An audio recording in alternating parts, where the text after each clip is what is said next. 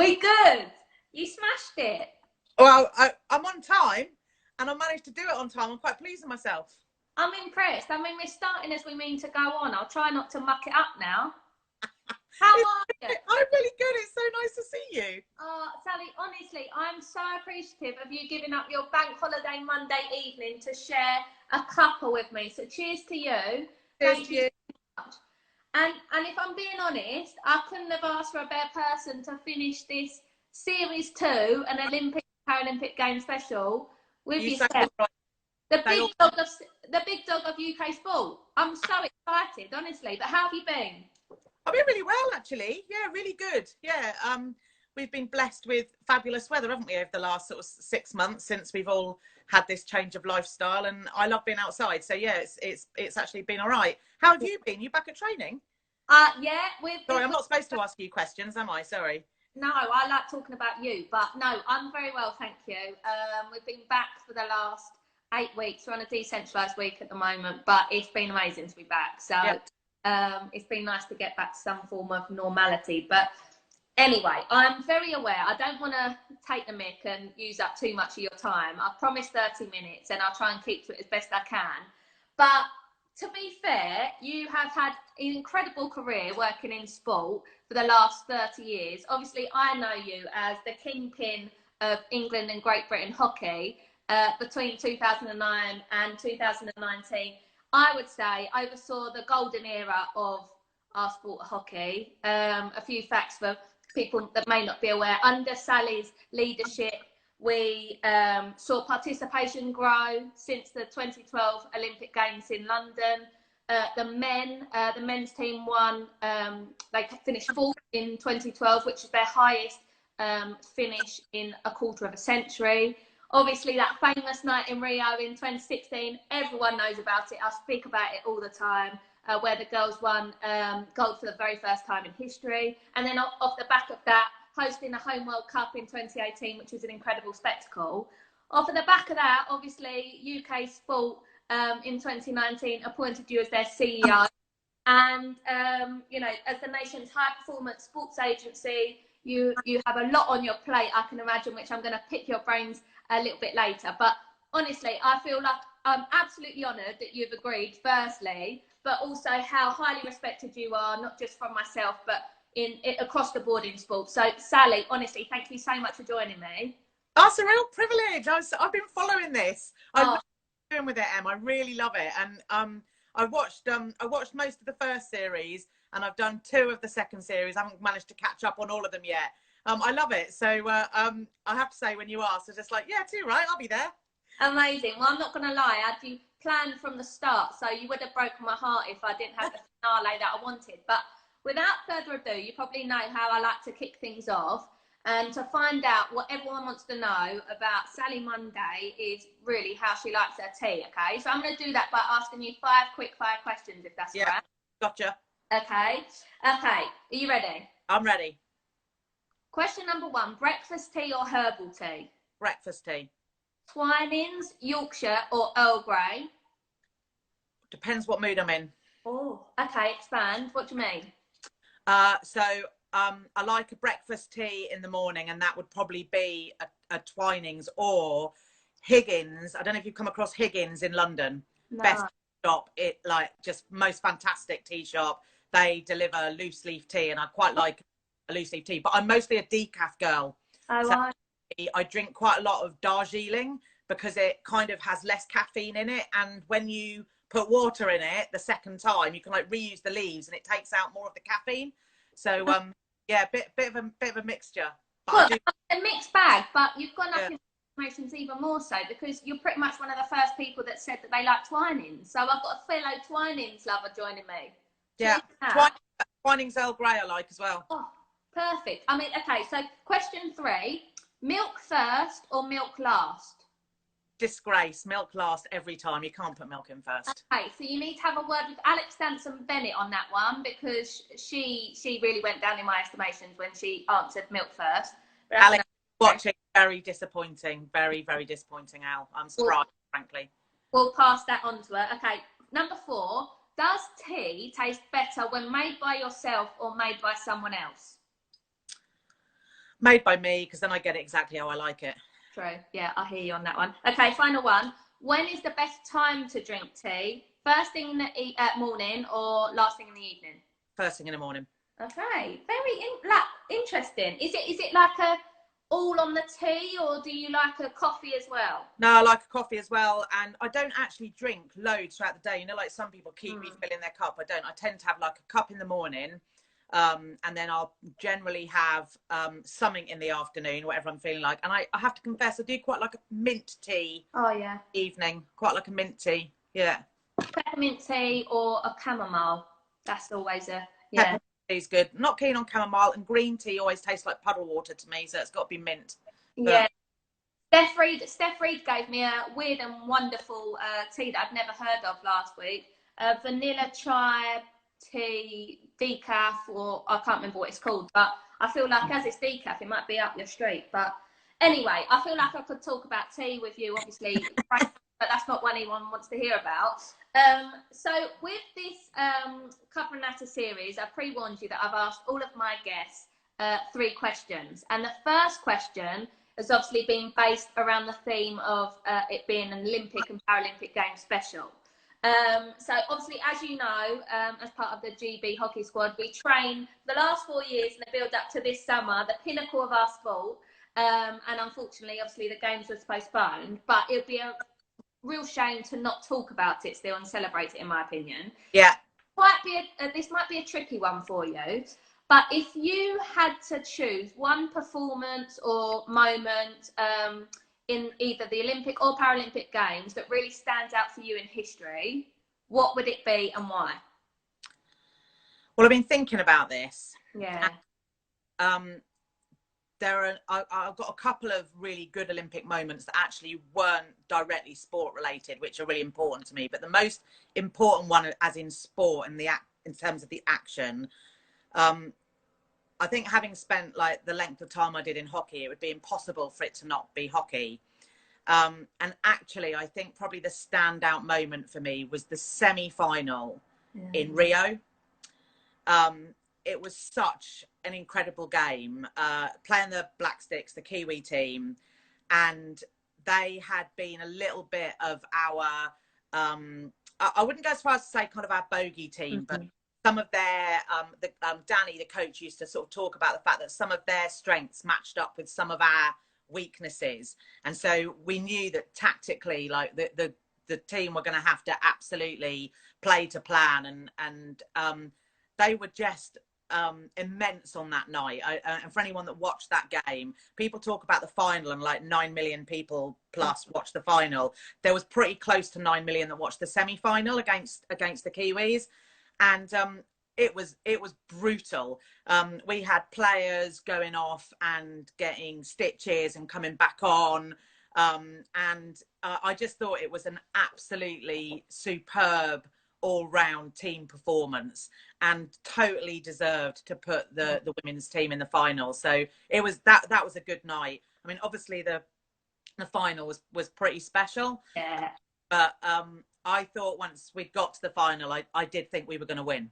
Yeah, I'd have to agree. And in speaking to Nicola White and Georgie Twigg on GB Hockey's Inside the Circle podcast a couple of weeks ago, the girl said, obviously, off the back of London 2012, where they lost at that stage in the semi-finals, and they ended up coming away with a bronze medal. But you could tell, even from them reminiscing that night, that they were so determined not to lose that semi-final. And you could just tell, couldn't you? Even throughout, when the girls were getting battered and bruised, there was no stopping them and making sure that they got to the final to create history. It was incredible. It was incredible. And what's really stands out for me about that women's team is just the fact that every performance they put in was just a complete team performance. It was just magical to be there and experience, and they totally deserved their place in the final.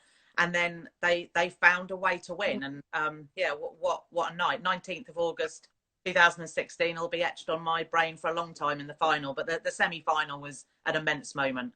Yeah, absolutely. And I mean, as you said, it's one of those moments that I think everyone will know where they were on that fateful night in Rio, where the GB women's hockey team cancelled the BBC News. They stopped the whole nation and gripped us all in the sport of hockey, and what a fantastic legacy they've left behind. But you touched upon a few non-sporting moments that cropped up into your head. Can I pick your brains on any of those?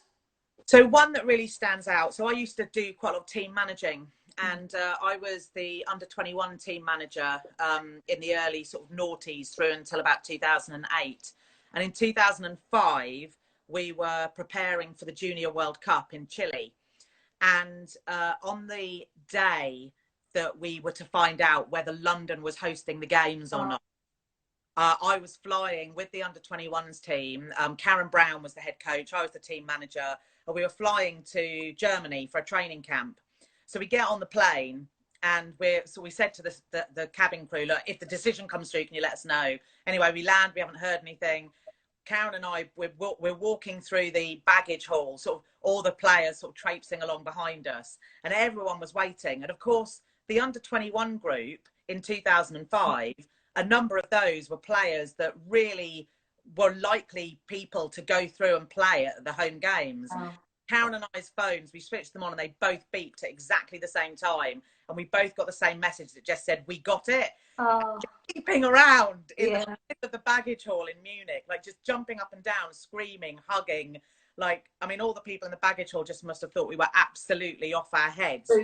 Yeah. We were so excited because of the opportunity it was going to give, you know, this group of players to aspire to play in the home Olympic Games, but also the opportunity it was going to give the sport, the platform it was going to give the sport. So yeah, that was a really special off-field moment that was pretty special. Yeah, I mean, it's really interesting you talking about that, because I still remember that moment myself. I was at primary school. I think I was make me feel really old, Emily. No, but it's one of those memories. I mean, I was probably about 10 or something around then, maybe 9, 10.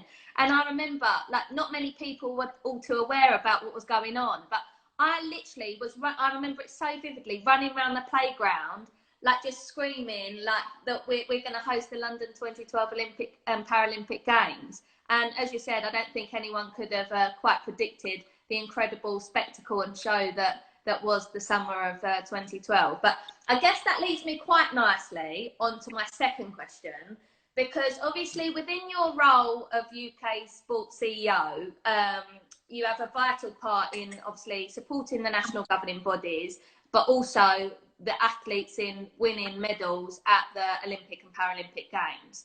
And obviously over the last few months, things have changed in the terms of what we should have been doing right here, right now. But how has that been for you as CEO of UK Sport? What challenges have you faced over the last few months in particular since the postponement was announced? It's been a really interesting period. I mean, the first thing that I'd say is I've been so impressed with how the athletes and also the governing bodies have kind of responded, because you know, you're so focused, you know this, you're so focused on the sort of timeline of leading into an Olympic Games or a Paralympic Games. And I've been so impressed by, yeah, I'm sure there has been huge disappointment and frustration, and obviously athletes are at different points in their careers, and I've been really impressed by just how everyone's responded to it.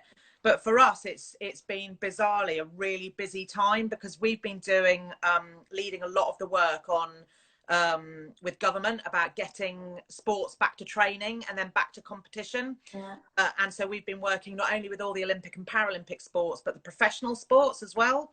So that's been pretty important over the last period, but also working with the sports and the international federations about rearranging qualification events and rearranging competition that's going to lead into Tokyo 21, but also working with the governing bodies to try and support them, because for a lot of the governing bodies, whilst their funding from us is secure and they're guaranteed to get the money from us through until Tokyo next year, a lot of them rely on other income through the events that they put on, through their membership and so on. So we've been working with them in terms of helping to protect them, to make sure that they're in a good place to come out of this in a good way.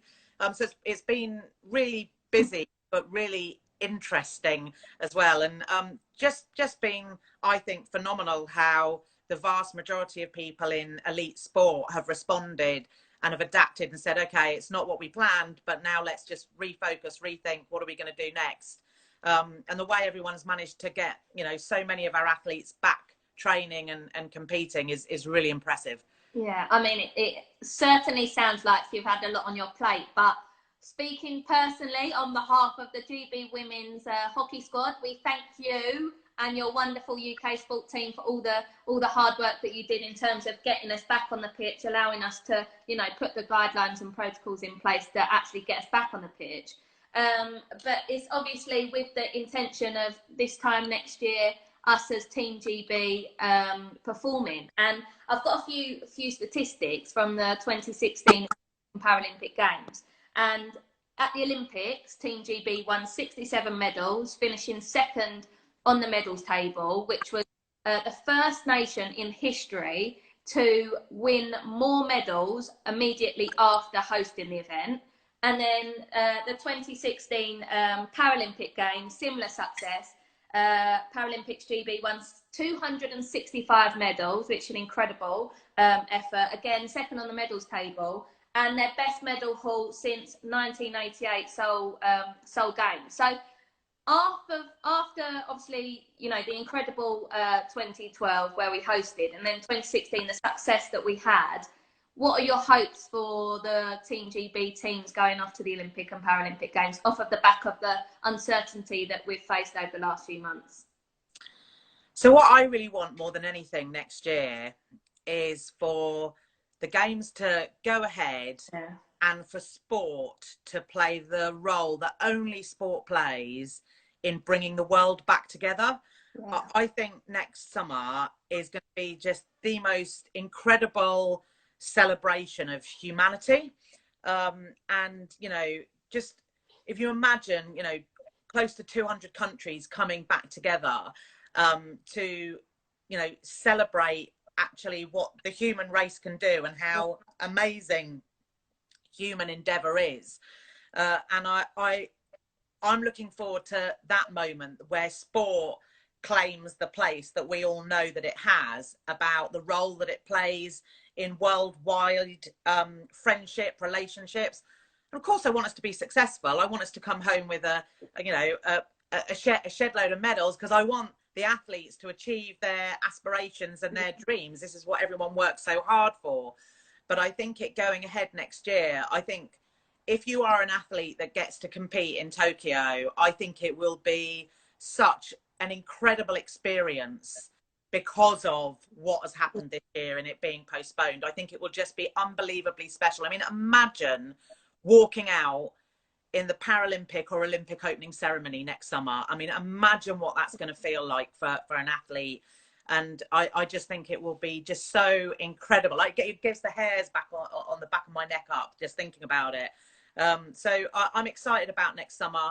I do think that one of the great things for us in the UK is that we've got such a brilliant high performance system full of really dedicated staff who are very good at adapting and changing and being agile. And so I think we're actually pretty well placed with that, and also the support of Team GB and Paralympics GB, those two organisations, to be the best prepared teams going into Tokyo. So yes, it's exciting. I mean, just you talking there, that's probably the best answer I've ever heard. But also, I've got goosebumps just thinking about it. And as you said, I think the wider picture of what next summer will hopefully bring to not just, you know, those involved within sport, but the whole world, is going to be hugely powerful.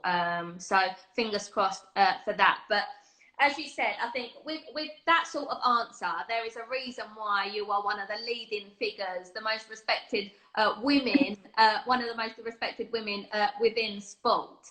And obviously, I think that leads me on nicely to my third question, where there has been a lot of talk over recent times about the lack of diversity within sport, and particularly, you know, women in those sort of leadership positions. So, for example, yourself, you're a prime example. You're at the top of UK sport, and then you've got others such as Joanna Coates, CEO of UK athletics. You've got Emma Hayes, the Chelsea head coach. Claire Balding, obviously one of my Cover and Natter guests from early on in the series.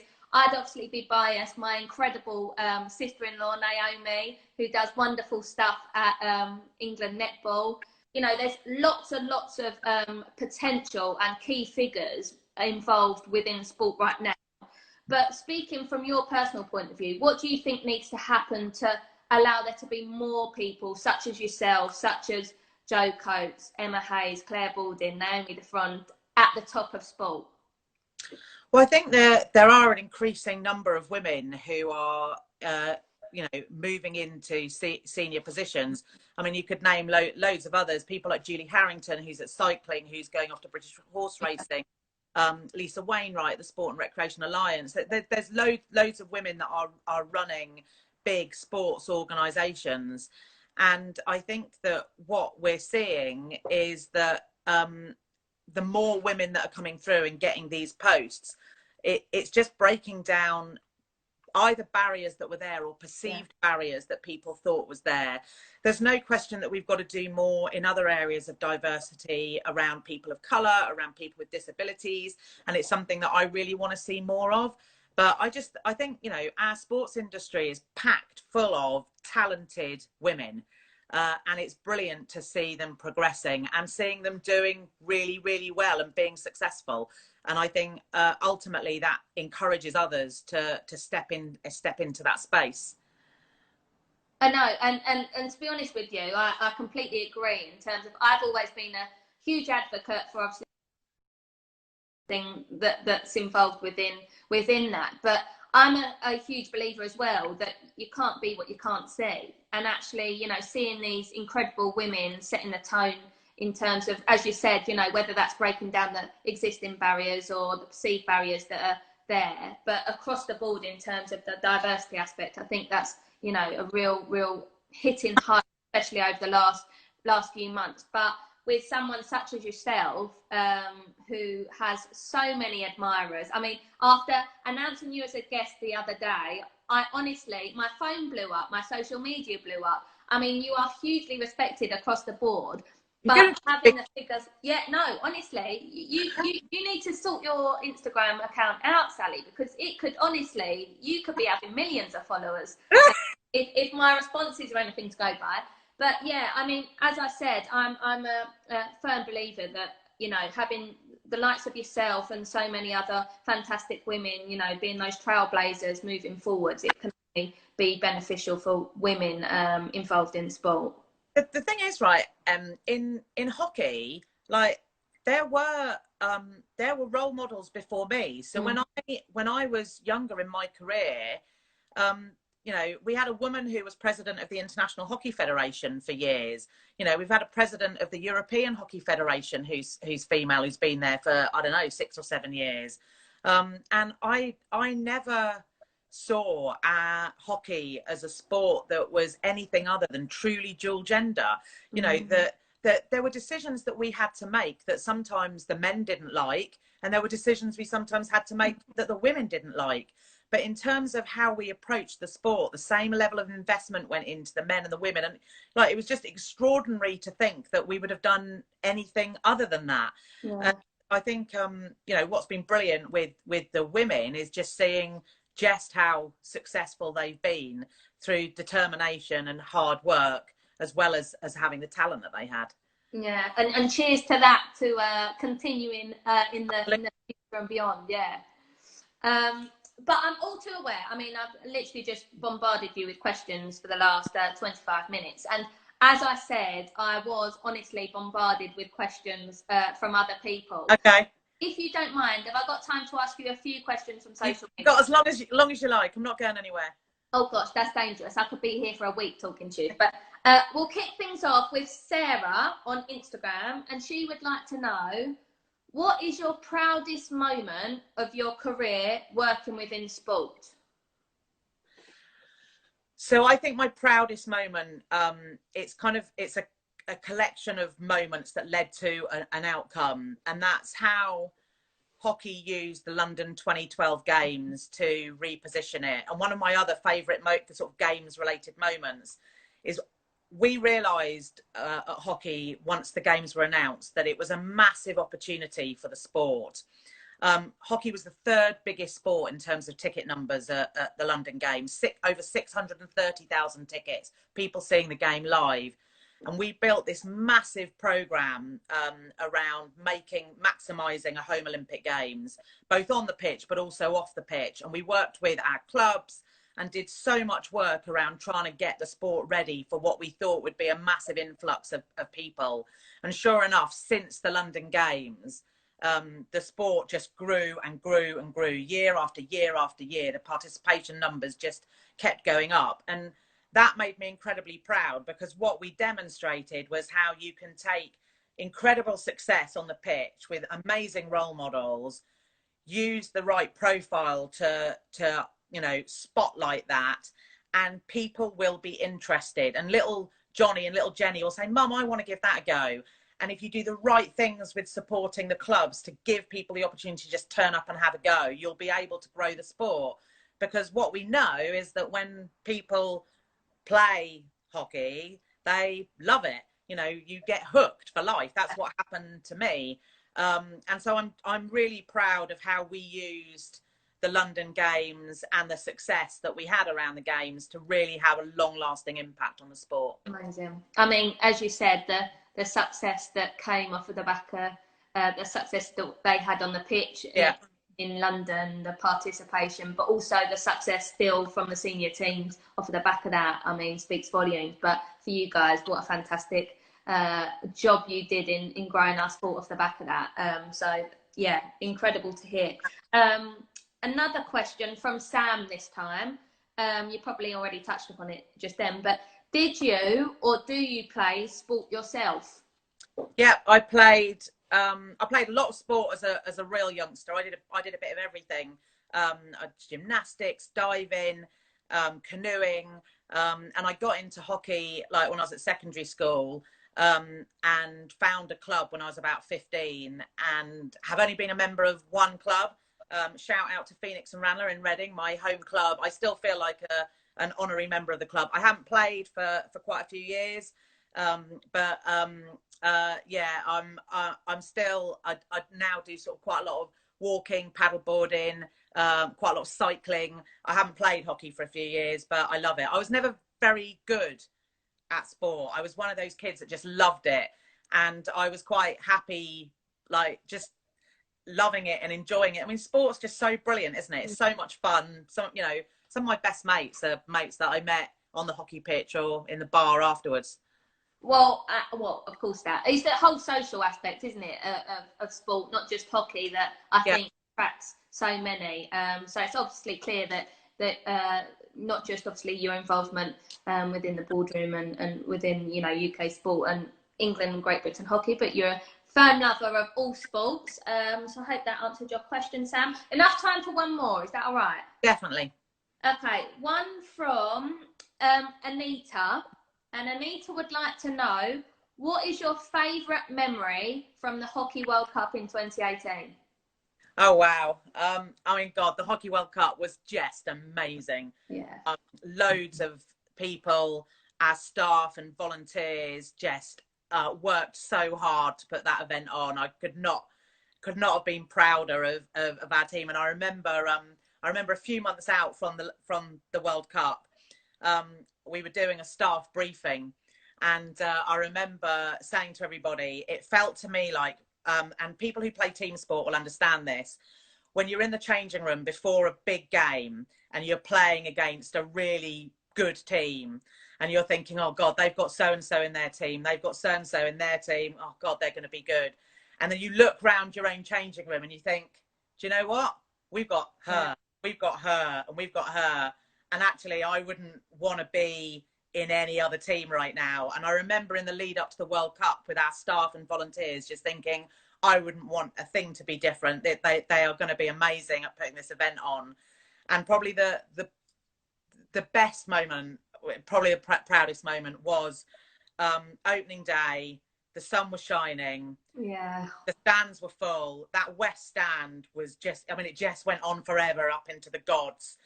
And we're waiting for Alex Danson to lead the England team out. And Alex, who I had team managed when she was 13, I took her on her first ever international tour to Holland as a South under-16 player. She's about to lead the team out as captain, and the red arrows fly past. And I'm standing there feeling really emotional about, you know, we've done it. And had this hilarious conversation that was going on in front of me where this guy turned around and said to his partner, God, that's lucky timing, wasn't it? The red arrows going. No. And I was stood there with one of the others, and we just looked at one another, and we were roaring with laughter because it's like, yeah, really good timing. Like that wasn't planned at that exact moment to have the red arrows going. No. That was planned 2 years before with the RAF, and it was just incredible. The team running out, led by Alex, and just seeing just thousands and thousands of people there to enjoy an incredible sport. So yeah, that was amazing. I mean, I might be biased with you here, but honestly, like I could never, growing up, I first picked up a hockey stick when I was 6-7 years of age, and to think, you know, in 2018 that we would be able to host an event of that magnitude, to get that many people watching our sport at Lee Valley Hockey and Tennis Centre with the fantastic coverage it was receiving. It was all thanks to the hard work of you and your fantastic team. And actually, I had a funny story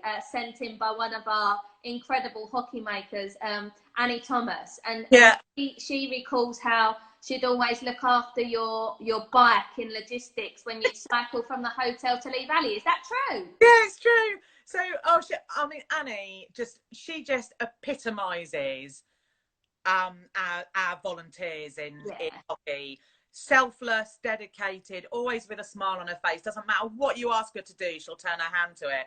But she did. Like, it was easiest to just get to and around the park on my bike. And of course, I'd sort of cycle in, and yeah, she'd look after it in logistics for me. And then I'd cycle out at the end of the night. But yeah, I mean, it's just it's just such a privilege to have done the job that I did in hockey, and you know, a privilege to do the job I'm doing now. You know, you don't ever take a role like this for granted. You know, you wake up most days just thinking, how lucky am I to do the job that I do? And I thought that in hockey. I think it now, working for UK sport, it is just the biggest privilege to do this job. And, you know, sport's just an amazing place to be. It's just, you know, it's just such a brilliant environment to work in. So yeah, I'm very lucky. I mean, I said it in the autumn of 2019 when UK Sport appointed you. It was most definitely our loss as GB in England with you departing, but it was hugely every sport in this whole nation's gain in having you as the figurehead of our UK Sport as CEO. I mean, you can tell after the last half an hour how much inspiration and pride that you take yourself, but obviously to have you as the helm of UK Sport, I mean, we are in very, very safe hands. So I can appreciate it so much that you've given up your time, as I said, on a bank holiday Monday. I mean, it's been an absolute pleasure. Thank you so much. Oh, you're welcome. It's really lovely to chat to you, and say hello to all the team for me. I miss wandering down to the pitch and just seeing what you're all up to, and seeing everybody. So, but I'm excited to see you all back on the pitch competing soon. Well, I tell you what, we do miss you, but I mean, from what I can tell, from what I can see here, you are, you know, taking huge gains into that new role at UK Sport. So thank you very much for your time. I really appreciate it. No worries. I said I couldn't have asked for a better final guest of Cuppa and Natter Series 2. Everyone else, thank you very much for joining us over the last 6 weeks. It's been an absolute pleasure. I've obviously spoken to 6 incredible, inspiring women, and to top it off perfectly with the legend that is Sally Munday. But yeah, I don't know what the future will hold with Cuppa and Natter, but I'm sure I'll see you back. Bring it back. We want Series 3. Series 3. Series 3. Series 3. Okay, if Sally Monday's telling me that Series 3's got to happen, Series 3 will happen, of course. I'll have to get you back for another half an hour, Sally, then, right? Absolutely. I'm here.